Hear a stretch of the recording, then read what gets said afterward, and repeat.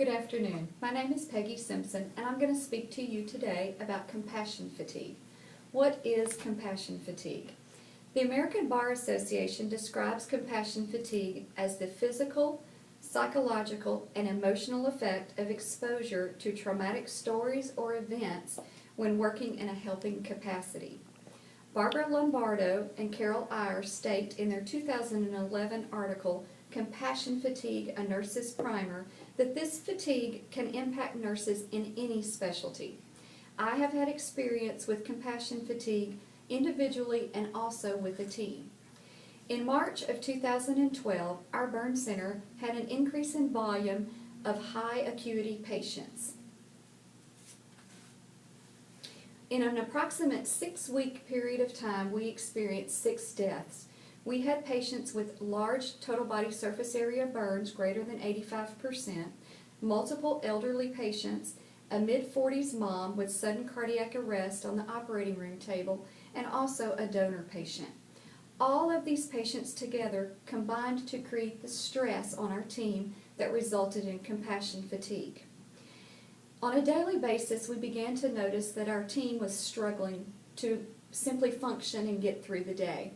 We had patients who were very, very ill, and we had nurses who were crying, having yelling fits, and just simply were not functioning well. No one was leaving work on time, people were not eating, and there were multiple complaints of insomnia.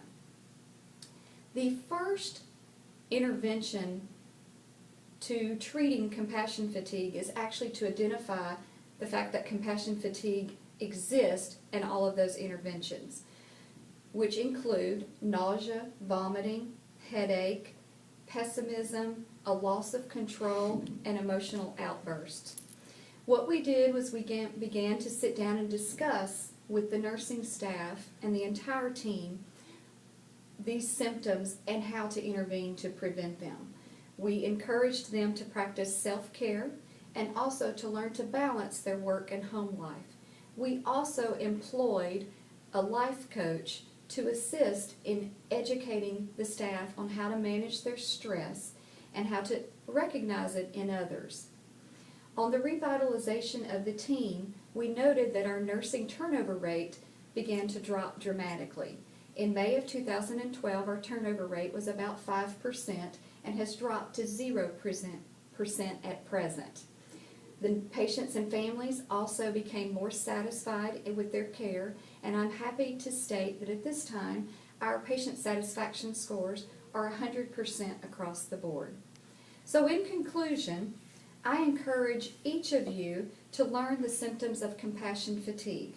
Compassion fatigue is not just a fictitious illness. It is real, and it can have great impact on the individual and also on the entire work environment. Symptoms are generalized, but with a review of the circumstances, you can easily discern that compassion fatigue is present, and then you can begin to treat it and heal. Thank you.